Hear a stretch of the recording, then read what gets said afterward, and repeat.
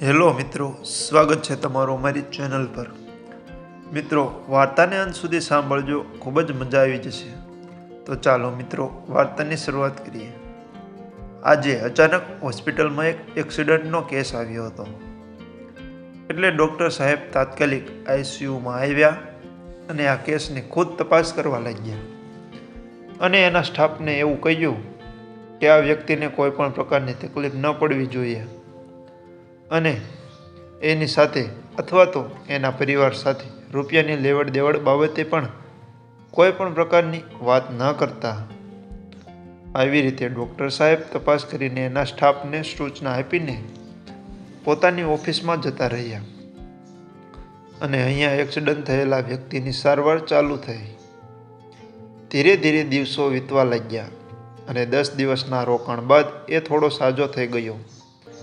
ત્યારે આ વ્યક્તિનું બિલ ડૉક્ટર સાહેબના ટેબલ પર આવ્યું।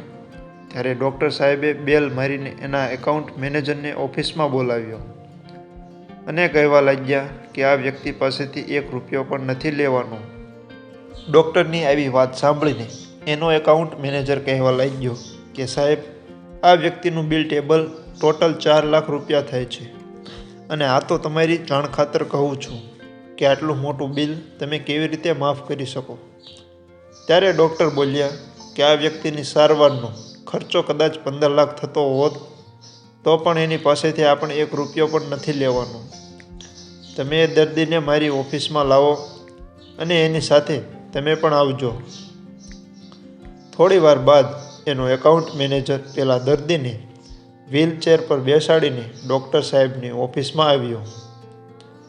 ત્યારે ડૉક્ટર પોતાની ખુરશી ઉપરથી ઊભા થઈ ગયા અને દર્દીના માથા પર હાથ ફેરવીને કહેવા લાગ્યા કે મુકેશ, તું મને ઓળખે છે?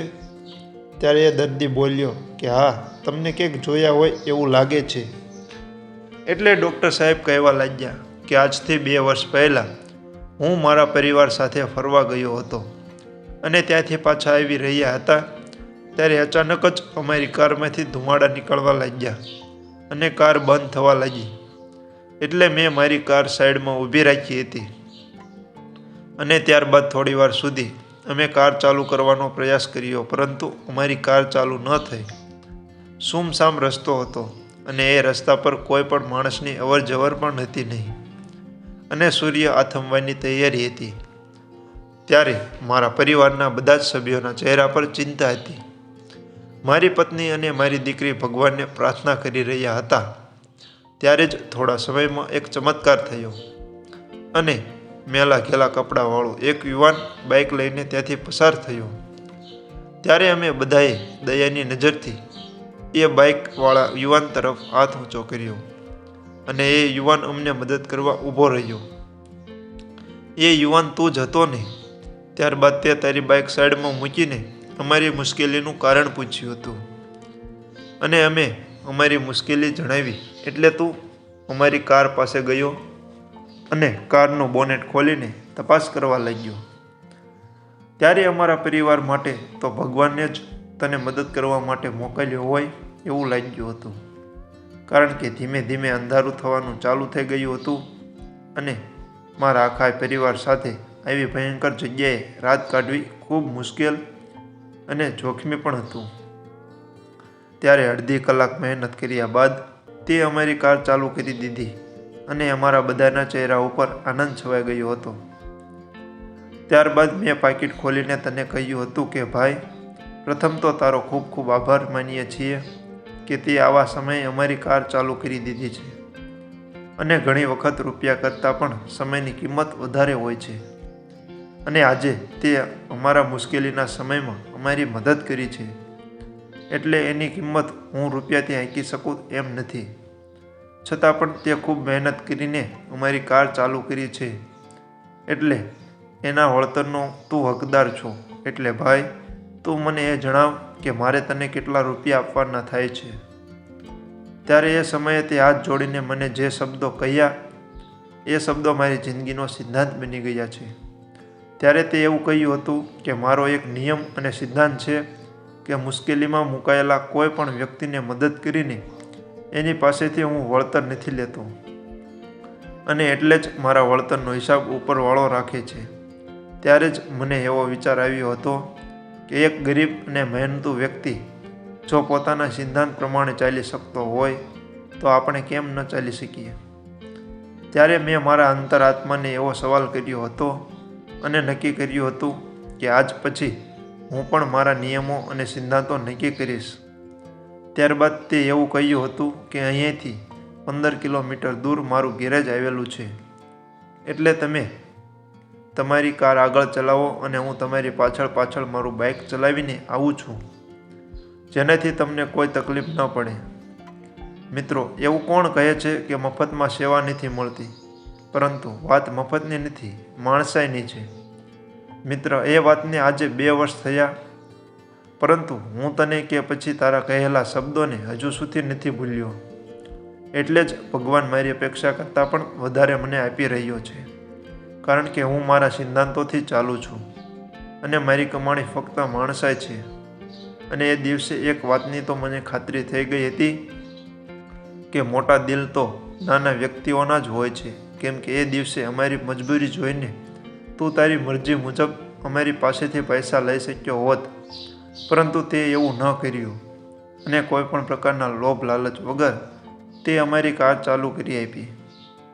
મિત્ર, આ હોસ્પિટલ મારી છે અને આજે તું અમારી હોસ્પિટલમાં મહેમાન બનીને આવ્યો છો, એટલે તારી પાસેથી રૂપિયા ન લેવાય. ત્યારે મુકેશ બોલ્યો કે અરે સાહેબ, તમારી પાસે આવી રીતે મફતમાં ઈલાજ ન કરાવાય, એટલે થોડા ઘણા રૂપિયા લઈ લો. ત્યારે ડૉક્ટર કહેવા લાગ્યા કે મુકેશ, એ વખતે મેં મારી ઓળખ અથવા તો કાર્ડ તને નહોતું આપ્યું, કારણ કે તારા શબ્દો એ મારા આત્માને જગાડી દીધો હતો. અને એ સમયે મેં ભગવાનને ફક્ત એટલી પ્રાર્થના કરી હતી કે હે પ્રભુ, આ વ્યક્તિનું ઋણ ઉતારવાનો કદાચ મને એક મોકો આપશો તો હું મારી જાતને ધન્ય ગણીશ. અને આજે 2 વર્ષ બાદ ભગવાને મારી પ્રાર્થના સાંભળી છે અને તારું ઋણ ઉતારવાનો મોકો મને આપ્યો છે, તો પછી હું તારી પાસેથી રૂપિયા કેવી રીતે લઈ શકું? મિત્ર, તું તારા જ કહેલા શબ્દોને યાદ કર. તે જ એવું કહ્યું હતું કે મુશ્કેલીમાં મુકાયેલા કોઈ પણ વ્યક્તિની મદદ કરીને એની પાસેથી વળતર હું નથી લેતો, અને મારા વળતરનો હિસાબ તો ઉપરવાળો રાખે છે. એટલે તું એવું સમજી લેજે કે ઉપરવાળાએ જ તારા વળતરનો હિસાબ કરવા માટે મને મોકલ્યો છે. ત્યારબાદ ડૉક્ટર કહેવા લાગ્યા કે મુકેશ, તને કોઈ પણ પ્રકારની તકલીફ પડે તો અહીંયા આવીને મને મળી લેજે. આટલું કહીને એકાઉન્ટ મેનેજરના ખંભા પર હાથ મૂકીને ડૉક્ટર કહેવા લાગ્યા કે માણસને સુધરવા માટે કોઈ આશ્રમ અથવા ગુરુની જરૂર નથી હોતી, પરંતુ ઘણી વખત આપણાથી નાના અથવા તો અજ્ઞાની જેવા લાગતા વ્યક્તિઓ પણ આપણા અંતર આત્માને જગાડી દે છે.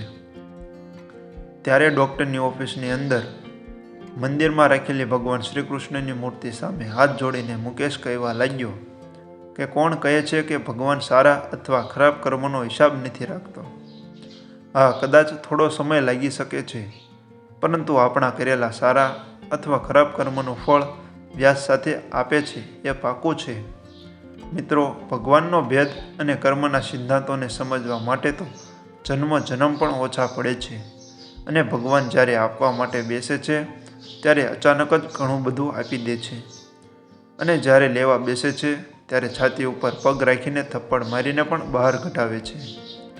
એટલે મિત્રો, એક વાત હંમેશા યાદ રાખવી જોઈએ કે સમય ફક્ત ચહેરાઓ યાદ રાખે છે, અને ભગવાન એવું કહે છે કે હું એક વખત તને માફ કરી દઈશ, પરંતુ તારા કરેલા કર્મો તને માફ નહીં કરે. તો મિત્રો, આજની વાર્તા તમને કેવી લાગી કોમેન્ટમાં જરૂર જણાવજો, અને પસંદ આવી હોય તો વિડીયોને લાઇક, શેર, અને નવા હોય તો ચેનલને સબસ્ક્રાઈબ જરૂરથી કરી નાખજો અને નોટિફિકેશન ચાલુ કરજો.